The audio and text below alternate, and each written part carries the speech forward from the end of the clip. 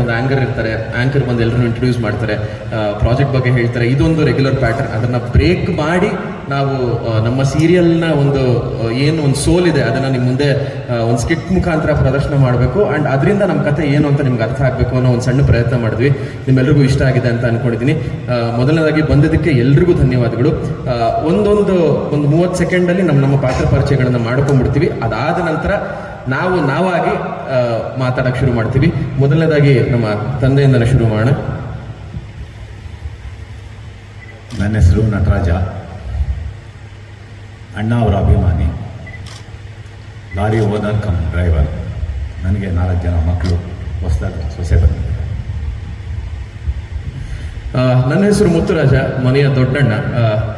ಮುತ್ತುರಾಜನಿಗೆ ಯಾವಾಗಲೂ ಒಂದೇ ಒಂದು ಕನಸಿರುತ್ತೆ, ಮನೆ ಯಾವಾಗಲೂ ತುಂಬ ಖುಷಿಯಾಗಿರಬೇಕು, ನೆಮ್ಮದಿಯಾಗಿರಬೇಕು. ತಮ್ಮಂದರು ತುಂಬ ನೆಮ್ಮದಿಯಿಂದ 3 ಹೊತ್ತು ಊಟ ಮಾಡಿಕೊಂಡು ನಗ್ನಗ್ತಾ ಖುಷಿಯಾಗಿರಬೇಕು ಅನ್ನೋ ಒಂದೇ ಒಂದು ಆಸೆ ಮುತ್ತುರಾಜನಿಗೆ.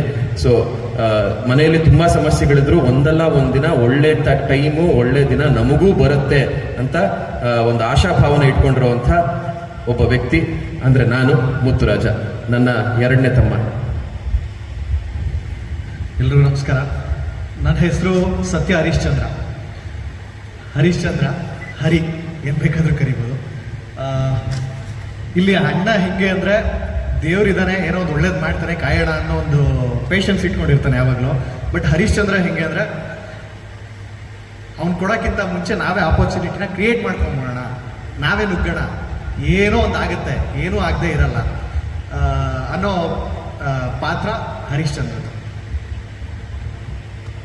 3ನೇ ತಮ್ಮ ಕಂಠೀರವ. ಅವನು ಸ್ವಲ್ಪ ರಗಡ್ಡು, ಅವನ ಮಾತಲ್ಲ ಕೇಳಿ.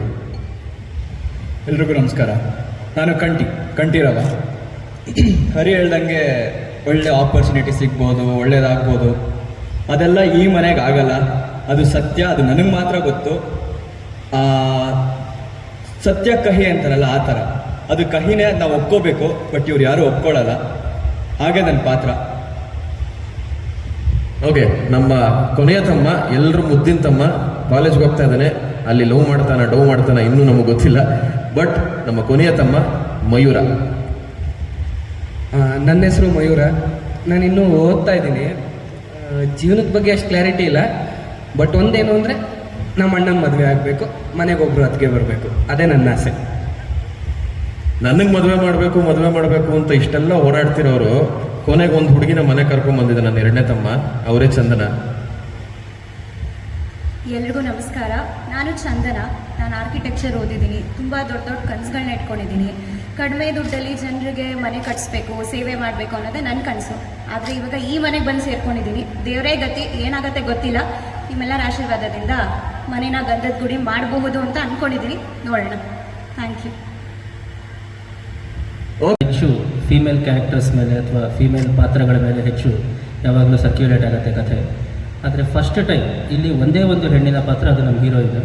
ಅದನ್ನು ಬಿಟ್ಟು 4 ಜನ ಹೀರೋಗಳು. ಮೊದಲನೇದು ನಮ್ಮ ಮುತ್ತುರಾಜ, ಆಮೇಲೆ ಸತ್ಯ ಹರಿಶ್ಚಂದ್ರ. ಹೆಸರಿಗೆ ಸತ್ಯ ಹರಿಶ್ಚಂದ್ರ, ಆದರೆ ಸುಳ್ಳೆ ಆ ಹುಡುಗನ ಮನೆ ದೇವರು. ಯಾವಾಗಲೂ ಸುಳ್ಳು ಹೇಳ್ಕೊಂಡೇ ಜೀವನ ಮಾಡ್ತಾ ಇರ್ತಾನೆ. 3ನೇವನು ಕಂಠೀರವ, 4ನೇವನು ಮಯೂರ. ಸೊ ನಮಗೆ ಈ ಸೀರಿಯಲಲ್ಲಿ 4 ಜನ ಹೀರೋಗಳು ಮತ್ತು ಒಬ್ಬಳು ಹೀರೋಯಿನ್. ಇವನನ್ನು ಮದುವೆ ಆಗ್ತಾರೆ. ಹಾಗಾಗಿ ಇದೊಂದು ಸ್ವಲ್ಪ ವಿಶೇಷವಾಗಿರುವಂಥ ಕಥೆ.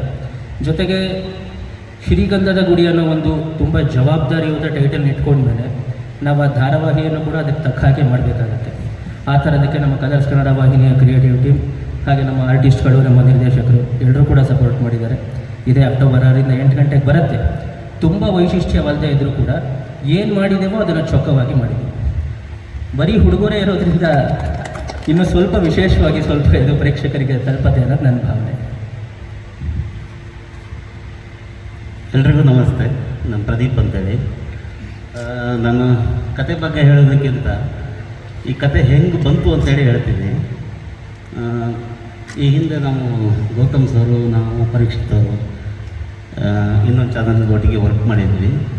ಹಾಗಾಗಿ ಮಾಡಿದ್ರೆ ಒಟ್ಟಿಗೆ ಮಾಡೋಣ ಅಂತೇಳಿ ಯಾವಾಗಲೂ ಮಾತಾಡ್ಕೊತಾ ಇದ್ವಿ. ಒಂದು ದಿವಸ ಗೌತಮ್ ಸರ್ ಫೋನ್ ಬಂತು. ಇದೇ ಅಕ್ಷಯ ಸ್ಟುಡಿಯೋದಲ್ಲಿ ಮೀಟಿಂಗ್ ಇಟ್ಟರು, ಫೈನಲ್ ಆಯಿತು ಕತೆ. ಅವತ್ತಿಂದ ಹೀಗೆ ಹೋಗ್ತಾ ಇದೆ. ತುಂಬ ಚೆನ್ನಾಗಿ ಸಪೋರ್ಟ್ ಮಾಡ್ತಾಯಿದ್ದಾರೆ ನಮ್ಮ ಚಾನಲ್ನವರು. Prakash sir, Gautam sir, Sudhanva sir, ಎಲ್ರಿಗೂ ನಾನು ಥ್ಯಾಂಕ್ಸ್ ಹೇಳ್ತಾಯಿದ್ದೀನಿ. ಎಲ್ರಿಗೂ ನಮಸ್ಕಾರ. ಹೆಣ್ಣನ್ನು ತಾಯಿಗೆ ಹೋಲಿಸ್ತೀವಿ, ಹೆಂಡತಿ ಅನ್ಕೋತೀವಿ, ಅಕ್ಕಿ ಅಂತೀವಿ. ನೀವೆಲ್ಲ ನೋಡಿದ ಕೂಡಲೇ ಏನನ್ಸುತ್ತೆ, ನೀವು ಪ್ರಮೋ ನೋಡಿದಾಗ ನಿಮಗೆಲ್ಲ ಅನಿಸುತ್ತೆ, ಓ ಇದು ಇವ್ರು 4 ಜನ ಅನ್ಯೋನ್ಯವಾಗಿದ್ದಾರೆ, ಈ ಹೆಣ್ಮಗು ಬಂದು ಏನೋ ಇದು ಗಬ್ಬೆ ಬಿಡಿಸ್ಬಿಡ್ತಾಳೆ ಅಂತ. ಅದೇ ಈ ಕತೆ ಟ್ವಿಸ್ಟ್. ನನಗೆ ತುಂಬ ಇಷ್ಟ ಆಗಿದ್ದು ಅದೇ ಪಾಯಿಂಟು. ಆ ಹೆಣ್ಮಗು ಬಂದು ಆ ಮನೆಗೇನೋ ಎಷ್ಟೋ ದೊಡ್ಡ ಕಡಿಮೆ ಖರ್ಚಲ್ಲಿ ದೊಡ್ಡ ಮನೆ ಕಟ್ಟಬೇಕು ಅಂತಿದ್ದವಳು ಒಂದು ಬಿದ್ದು ಹೋಗ್ತಾ ಇರೋ ಮನೆಗೆ ಬರ್ತಾಳೆ. ಆಮೇಲೆ ಅವಳು ಏನು ಮಾಡ್ತಾಳೆ ಅನ್ನೋದು ಕತೆ ನನಗೆ ತುಂಬ ಇಷ್ಟ ಆಯಿತು. ನಾವೆಲ್ಲ ಒಟ್ಟಿಗೆ ಮೊದಲು ಕೆಲಸ ಮಾಡಿದವರು, ಈಗ ಜೊತೆಗೆ ಮತ್ತೊಂದು ಸರಿ ಜೊತೆಗೆ ಕೆಲಸ ಮಾಡೋ ಅವಕಾಶ ಸಿಕ್ಕಿದೆ. ಧನ್ಯವಾದಗಳು. ಮುತ್ತುರಾಜ ನಿಮ್ಮ ಕ್ಯಾರೆಕ್ಟರ್ ಹಾಂ ಸರ್, ಹಾಂ ತ್ಯಾಗರಾಜ ಆಗಿ ಪಾತ್ರ ನಿರ್ವಹಿಸ್ತಾ ಇದ್ದೀರಾ ಅಂತ ಹೇಳ್ಬೋದು ಸರ್. ಹೌದು, ಮೋಸ್ಟ್ಲಿ ಕನ್ನಡ ಸಿನಿಮಾದ ತ್ಯಾಗರಾಜ ರಮೇಶ್ ಅರವಿಂದ್ ಸರ್ ಅಂತ ಹೇಳ್ತಾರೆ. ಈಗ ಟೆಲಿವಿಷನಲ್ಲಿ ಈ ಸೀರಿಯಲ್ ಮುಂದೆ ಟೆಲಿಕಾಸ್ಟ್ ಆದಮೇಲೆ ತ್ಯಾಗರಾಜ ಮುತ್ತುರಾಜ ಅಂತ ಹೇಳ್ಬೋದು. ಅವನ ಪಾತ್ರನೇ ಆಗಿದೆ ಸರ್. ಮನೆಗೋಸ್ಕರ, ಕುಟುಂಬಕ್ಕೋಸ್ಕರ, ತಮ್ಮಂದಿರಿಗೋಸ್ಕರ, ಅವ್ರ ಖುಷಿಗೋಸ್ಕರ ತನ್ನ ಎಲ್ಲವನ್ನೂ ತ್ಯಾಗ ಮಾಡುವಂಥ ಪಾತ್ರನೇ ಮುತ್ತುರಾಜನ ಪಾತ್ರ. ಸೊ ಅವನು ಹಾಗೆ ಇರ್ತಾನೆ ಅವನು. ನನಗೆ ಆ್ಯಕ್ಚುಲಿ ಈ ಕತೆ ತೊಗೊಂಬಂದಾಗ ಚಾನಲ್ ಪ್ರಕಾಶ್ ಸರ್ ಹೇಳಿದ್ದೆ ಈ ಒಂದು ಪಾತ್ರ ನಿಮ್ಮ ಒಂದು ನೇಚರ್ ಏನಿದೆ, ನಿಮ್ಮ ಒಂದು ವ್ಯಕ್ತಿತ್ವ ಏನಿದೆ, ಅದಕ್ಕೆ ಟೈಲರ್ ಮೇಡ್ ಪಾತ್ರ. ಹಾಗಾಗಿ ನಿಮ್ಮನ್ನು ಬಿಟ್ಟು ಬೇರೆ ಆಪ್ಷನ್ಸೇ ಇಟ್ಕೊಂಡಿಲ್ಲ ನಾವು ಅಂತ ಪ್ರೊಡ್ಯೂಸರ್ಸ್ ಆಗಿರ್ಬೋದು, ಪ್ರಕಾಶ್ ಸರ್ ಆಗಿರ್ಬೋದು ಹೇಳಿದ್ರು. ಬಿಕಾಸ್ ಬಿಗ್ ಬಾಸಲ್ಲಿ ನನ್ನ ವ್ಯಕ್ತಿತ್ವ ನೋಡಿಕೊಂಡು ಇದೇ ರೀತಿ ನಿಮ್ಮ ಒಂಚೂರು ಒಂದು ಸಾಮರ್ಥ್ಯ ಇದೆ ನಿಮ್ಮ ಪಾತ್ರಕ್ಕೂ ನಿಮಗೂ ಅಂತ ಹೇಳಿ ಕೊಟ್ಟಂಥ ಪಾತ್ರ. ಸೊ ತ್ಯಾಗರಾಜ ಅಂತ ಆಗ್ಬೋದು. ಇಲ್ಲ, ತ್ಯಾಗರಾಜ ಏನಿಲ್ಲ, 100 ಎಪಿಸೋಡ್ ಆದ್ಮೇಲೆ ಬರ್ತಾರೆ ಯಾರು. ಸೀರಿಯಲ್ಗೂ ಮತ್ತೆ ಮನೆ ಅಂದ್ರೆ ಒಬ್ಬ ತಮ್ಮ ಗ್ಯಾರೇಜಲ್ಲಿ ವರ್ಕ್ ಮಾಡ್ತಾರೆ, ಒಬ್ಬ ತಮ್ಮ ಕಾರ್ ಡ್ರೈವರು, ಇನ್ನು ದೊಡ್ಡ ಅಣ್ಣ ಅಂತೂ ದುಡಿತಾನೆ ಇರ್ತಾರೆ. ಸೊ ಮನೆ ಬ್ಯಾಚುಲರ್ ಇದ್ದಾಗ ಮನೆ ಗಲೀಜಾಗಿರೋದು ಓಕೆ, ಕದ ಸರಿ ಇಲ್ಲ, ಮತ್ತೆ ನೆಲ ಸರಿ ಇಲ್ಲ, ಇದೆಲ್ಲ ದುಡಿಯೋ ಮಕ್ಕಳಿಗೆ ರಿಯಾಲಿಟಿ ಇದೆಯಾ ಮೇಡಮ್? ಅಷ್ಟೊಂದು ನೀಟಾಗಿರಲ್ಲ ಅಂತ. ಗಲೀಜಂದ್ರೆ ತುಂಬಾ ಗಲೀಜಲ್ಲ. ಒಂದು ಹೆಣ್ಣು ನೀಟ್ ನೋಡ್ಲಿಲ್ಲ ನಾವು. ಹಾ. ಕದ ಕಿತ್ತೋಗುತ್ತೆ, Okay, ಫ್ಯಾನ್ okay. ಕಿತ್ತೋಗುತ್ತೆ. ದುಡಿಯೋ ಮಕ್ಳು ಯಾರಾದ್ರೂ ಒಳ್ಳೆ ಫ್ಯಾನ್ ಇಟ್ಕೊಂಡಲೆ ಹಳೆ ಕಾಲದ ಫ್ಯಾನ್ ಇಟ್ಕೊಂಡಿರ್ತಾರ? ಅಂದ್ರೆ ತೀರಾ ಬಡತನ ತರ ತೋರಿಸಿದೀರ ನೀವು, ಏನೂ ಇಲ್ಲ ಅನ್ನೋ ತರ. ಹಾಂ ಮೇಡಮ್, ಅದಕ್ಕೊಂದು ಕಾರಣ ಇದೆ. ಏನಂದರೆ ಕಥೆ ಪ್ರಕಾರ ಇವ್ರಿಗದು ಅವರ ತಂದೆ ಕಡೆಯಿಂದ ಬಡವಳಿಗೆ ಬಂದಿರುವಂಥ ಒಂದು ಆಸ್ತಿ ಇರುತ್ತೆ. ಆ ಆಸ್ತಿ, ಆ ಮನೆ ಲಿಟಿಗೇಷನಲ್ಲಿರುತ್ತೆ. ಅದಕ್ಕೆ ಏನೇ ಒಂದು ಹೊಸದಾಗಿ ಪೇಂಟ್ ಮಾಡೋದಾಗಲಿ, ಏನೋ ಒಂದು ಹೊಸದಾಗಿ ಏನೋ ಒಂದು ಐಟಮ್ ತರೋದಾಗಲಿ ಮಾಡಿದ್ರೆ, ಅದೇ ಹೇಳಿದ್ದಾರೆ ನಟರಾಜ ಅನ್ನೋ ಒಂದು ತಂಗಿ ಕ್ಯಾರೆಕ್ಟರ್ ಮತ್ತು ಒಂದು ಅಣ್ಣನ ಕ್ಯಾರೆಕ್ಟರ್ ಇದೆ, ಅದು ಬಂದು ಜಗಳ ತೆಗಿತಾ ಇರುತ್ತೆ. ಅದು ಮುಂದೆ ಹೋಗ್ತಾ ಗೊತ್ತಾಗುತ್ತೆ. ಪರೀಕ್ಷೆ ಸರ್ ಥ್ಯಾಂಕ್ ಯು. ಅಂತ ಈ ಒಂದು 2 ವಿಷಯದಲ್ಲಿ ಸ್ಟ್ರೇಟ್ ಅವೇ ಇಲ್ಲಿ 2 ವಿಷಯ ದೊಡ್ಡ ವಿಷಯಕ್ಕೆ ಕನೆಕ್ಟ್ ಆಗುತ್ತೆ. ಒಂದು ಡಾಕ್ಟರ್ ರಾಜ್ಕುಮಾರ್ ಅವರ ಫ್ಯಾಮಿಲಿ, ದೊಡ್ಡ ಮನೆ, ಆ್ಯಂಡ್ ಈ ಕಥೆಯ